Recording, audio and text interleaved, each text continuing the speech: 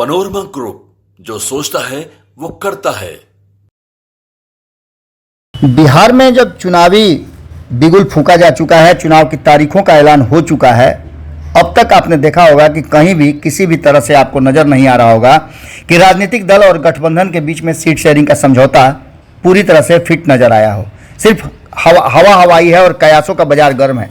लेकिन इसी बीच में आपको बता दें कि एक बड़ी खबर सामने आ रही है, और ये खबर क्या है, ये पूरी तरह से शेड्यूल है, जिस शेड्यूल में सीट सेलिंग का फॉर्मूला जो है वो तेजस्वी यादव और जो महागठबंधन का है वो लीक होता हुआ नजर आ रहा है। इसमें कुछ आंकड़े हैं, जिन आंकड़ों के आधार पर यह दावा किया जा रहा है, कहा जा रहा है कि जो एनडीए में सीट शेयरिंग का समझौता हो रहा है, उससे पहले महागठबंधन ने सीट शेयरिंग का समझौता फाइनल कर लिया है और कई सीटों पे भारतीय जनता पार्टी और जदयू में से सीधा मुकाबला तय है। आपको बता दें कि इसके साथ साथ एक और खबर हमने आपको बताया था कि किस तरह से इस बार अगर सब कुछ ठीक ठाक नहीं रहा है एनडीए में, तो चिराग वर्सेस पारस, नीतीश वर्सेस कुशवाहा और भाजपा वर्सेस सहनी देखने को मिल सकता है। हम ये बात इसलिए कह रहे हैं कि सीट शेयरिंग के समझौते में जो चीजें सामने आ रही है उसमें अभी भी राष्ट्रीय जनता दल ने लगभग 1 दर्जन के आसपास सीटों को रिजर्व रखा है। हमने आपको पहले बताया था कि चिराग पासवान के लिए 5 सीटें रिजर्व रखी गई है, तो वहीं आपको बता दें कि उपेंद्र कुशवाहा के लिए भी सीटें रिजर्व है, तो मुकेश सहनी के लिए भी 3 सीटें रिजर्व रखी हुई है।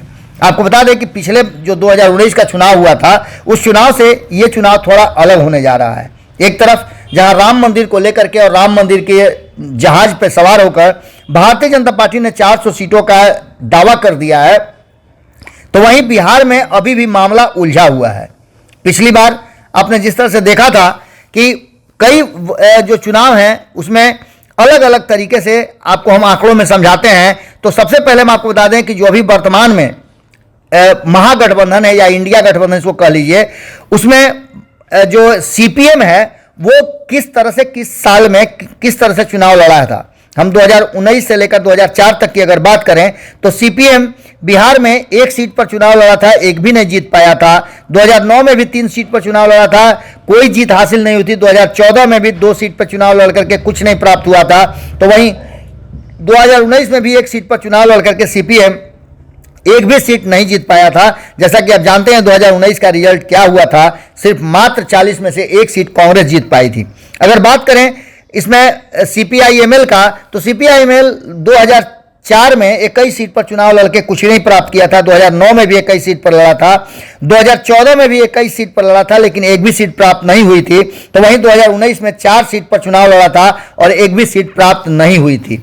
बात करें कांग्रेस की, जो वर्तमान अभी एनडीए का महागठबंधन जो है उसके घटक दलों की बात करें तो कांग्रेस 2004 में 4 सीटों पे चुनाव लड़ करके 3 जीती थी। तो 2009 में 40 सीटों पे चुनाव लड़ी थी, किसी के साथ कोई गठबंधन नहीं हो पाया था, 2 सीटें जीत करके आई थी। तो 2014 में 11 सीटों पे चुनाव लड़ करके 2 सीटें जीत करके आई थी। तो 2019 में 9 सीटों पे चुनाव लड़के एकमात्र सीट जीती थी, जो कि महागठबंधन की सीट थी। महागठबंधन में एक ही सीट जीती थी, वो कांग्रेस जीती थी। अगर बात करें राष्ट्रीय जनता दल की, तो राष्ट्रीय जनता दल का सफर जो रहा है 2004 से लेकर के 2019 तक का, उसमें 2004 में 26 सीटों पे चुनाव लड़ करके 22 सीटें जीत करके राष्ट्रीय जनता दल आई थी, और ये उसका स्वर्णिम अवसर था। इसके बाद 2009 में भी 24 सीटों पे चुनाव लड़के मात्र 4 जीत पाई थी। 2014 में 24 सीटों पे चुनाव लड़ी थी और मात्र 4 ही जीत पाई थी। और 2019 में 20 सीटों पे चुनाव लड़के 19 सीटों पे चुनाव लड़ करके 1 सीटें तो उसने आरा वाली दे दिया था सीपीआईएमएल को, तो 19 सीटों पे चुनाव लड़के 0 सीटें प्राप्त की थी।